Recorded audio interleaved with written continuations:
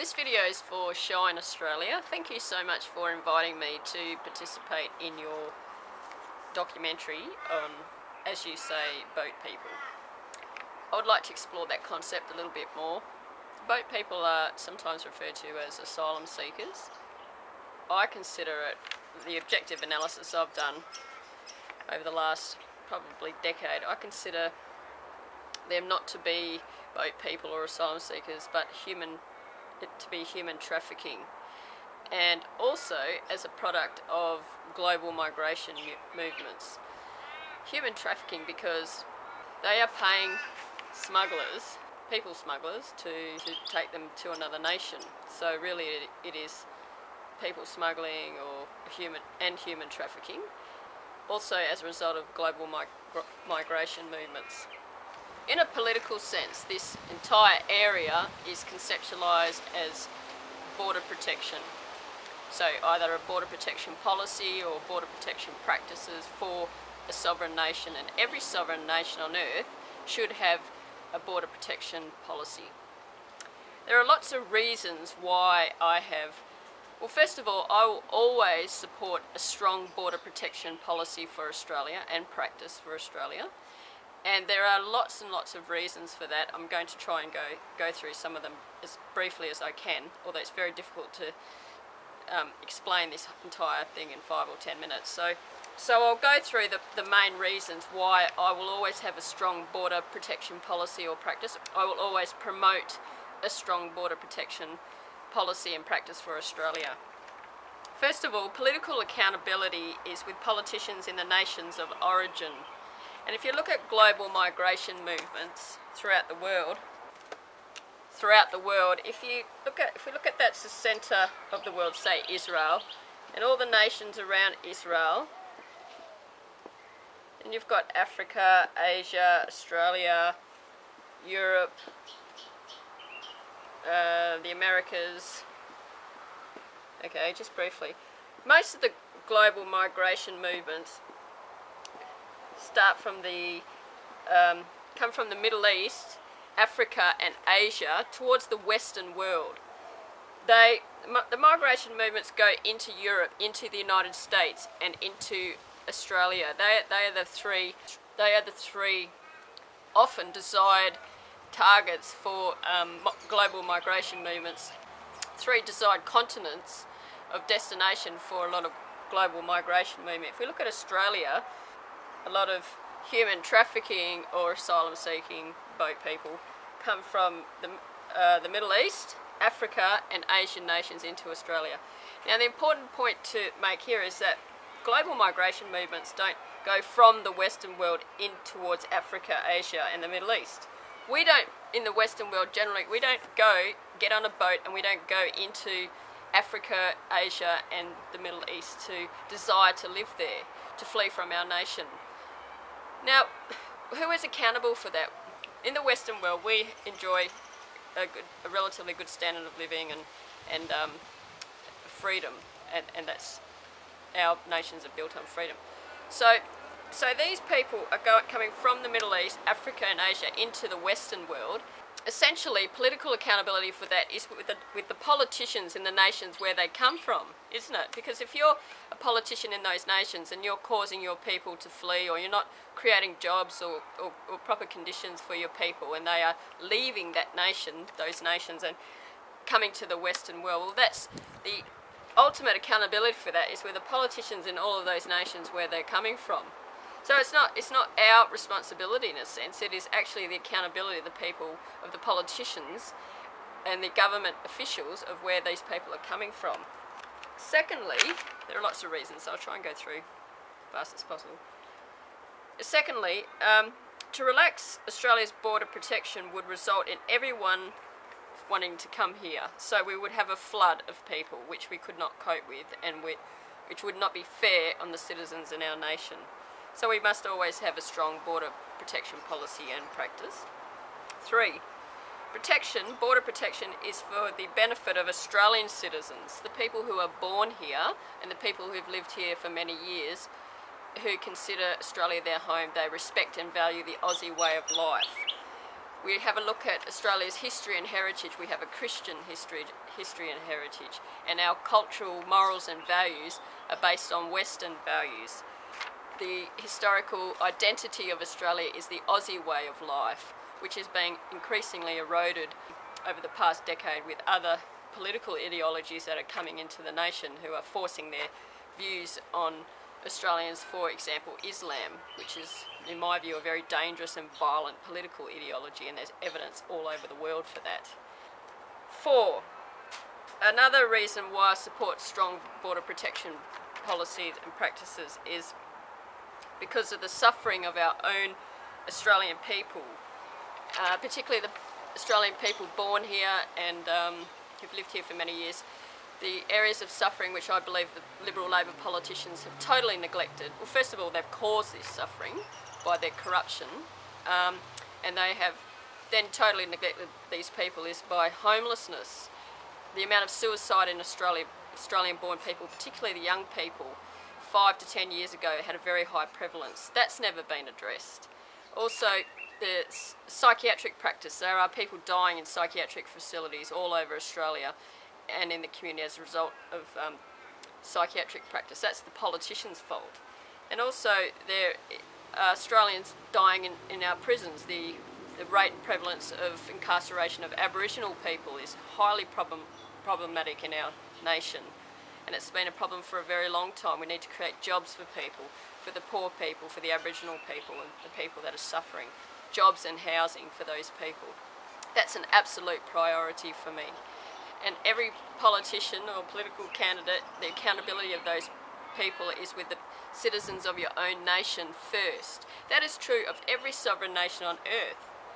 Even in African nations, Asian nations, and the Middle East, and Western nations, the politicians in those nations, their first and foremost accountability and responsibility is to the people born in their own country and who've lived there for many years. The patriotic people of their nation. That's where their responsibility and accountability is. So my priority is with the people who are born in our nation. 5. This is a very big concern for me, and based on evidence that I've seen, research evidence over the past 6 months throughout the Western world, in the Middle East, Africa and Asia, and also in particular in the Western world, in Western Europe and European nations, also the United States, and increasingly in Australia, is the evil crimes of Muslim men. Now, it's very difficult for me to discuss this reasoning in a few minutes, but I blame Muslim men for what's happening throughout the world, the shocking and horrific crimes that are being perpetuated by Muslim men, and particularly in the Western world against white women. The prevalence of rape is horrific, particularly in countries like Sweden and Norway, and Britain is very bad. Also the United States, and also the targeting of white children, gang raping children, and also selling white children into prostitution. And it's just disgusting, horrific and disgusting, and a justification for capital punishment for those evil crimes. Absolutely shocking. And the politicians in those nations are not doing enough. The politicians in Australia are not doing enough to prevent this sort of thing happening, and neither are the judges in those Western nations. So we have a very big problem developing here. When I've studied and analysed and looked at the research evidence of what I call the evil crimes of Muslim men throughout the world, you have to look at the source of that as well, which I believe to be Islamic law and Sharia law, and in particular Islamic literature, teachings and literature in the Quran and other Islamic literature, which is the source of this problem, the indoctrination, the brainwashing of these people to act and think in a very violent and dangerous manner. And that's the problem. It comes from the literature that they study and the what they're taught. They're taught to kill non-Muslims and not trust them, and that women have no rights. So Islamic literature throughout the world should be destroyed, because it is teaching them to be very violent and particularly towards women and children. So I think that's, if you look at all the nations of the world that are under Islamic law or Sharia law, they have legislated now for widespread indoctrinated pedophilia, which the cushy name that they give for that is child marriages. It's not child marriages at all. It is widespread indoctrinated pedophilia. And in many nations, including nations like Nigeria, Tunisia, Saudi Arabia, Iran, Malaysia, Nigeria, those nations now, their senates have said, their political senates have said publicly that they will not legislate against child marriage, and they will not legislate against child marriage because of the teachings in the Quran, because Islam allows it. Now those senates have said that.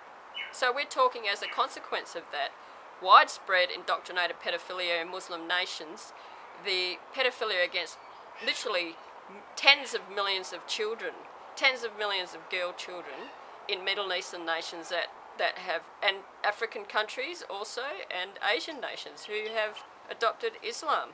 So possibly hundreds of thousands of children will suffer pedophilia because of those Islamic nations. So that's a massive problem.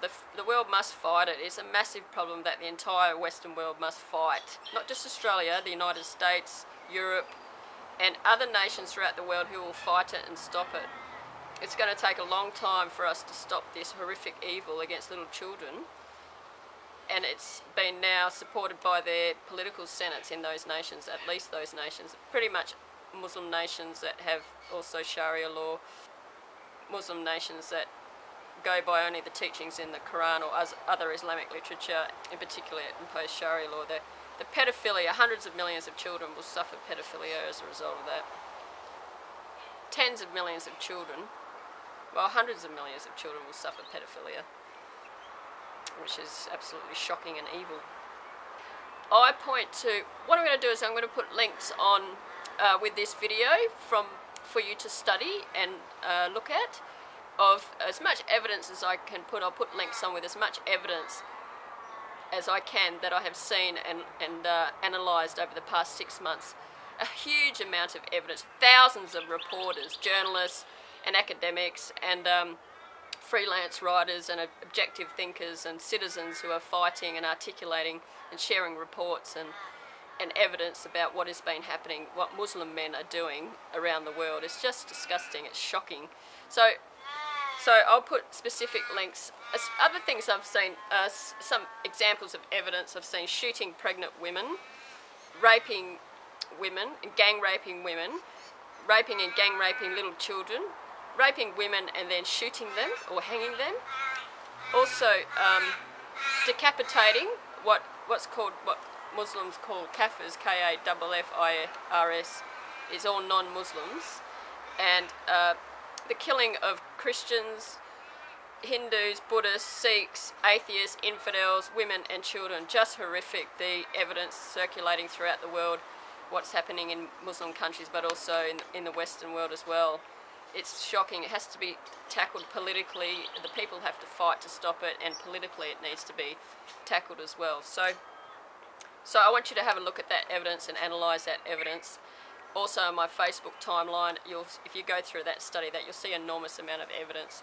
So in terms of border protection, I seek in the strongest possible terms to protect our Australian nation from that sort of horrific evil, shocking evil against vulnerable people, against all non-Muslims and also particular women and children. So I'll do everything that I have to do politically, or promote everything I have to do politically, to protect women and children in Australia and men in Australia from such evil, horrific crimes. And that is very much linked to a strong border protection policy.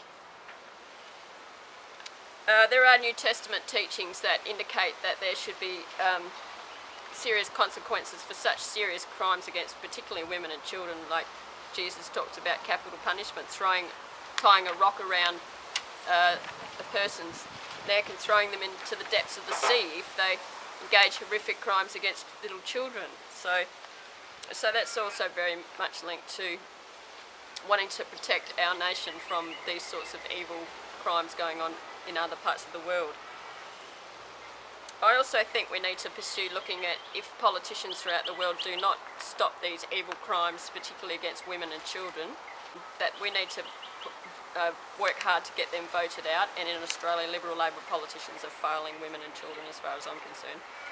And they're not tackling these other issues, so many other issues that are affecting our lives.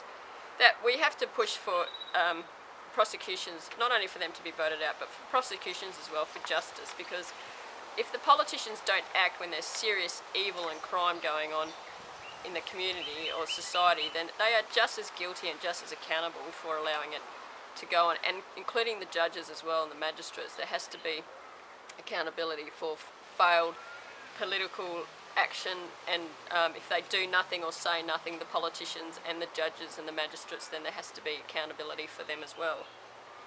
And that increasingly, through with the evidence that I've seen, that this world really is no longer very safe for women and children, and that I seek in my border protection views to protect Australia from as much evil as I can, and I see that as a way of protecting our nation from women and children from unwanted violence, which is directed at them, and men as well, that perhaps are not as strong enough to fight for themselves, which happens as well. So I seek to protect them too. So thank you to Shine Australia for your offer to include me in your documentary, and also I produced this video for all Australians to watch, see my views, and also I encourage you to call me as well on the telephone if you want to talk about my views or give your input as well, and tell me what you think about my desire for strong border protection for Australia. Thank you very much.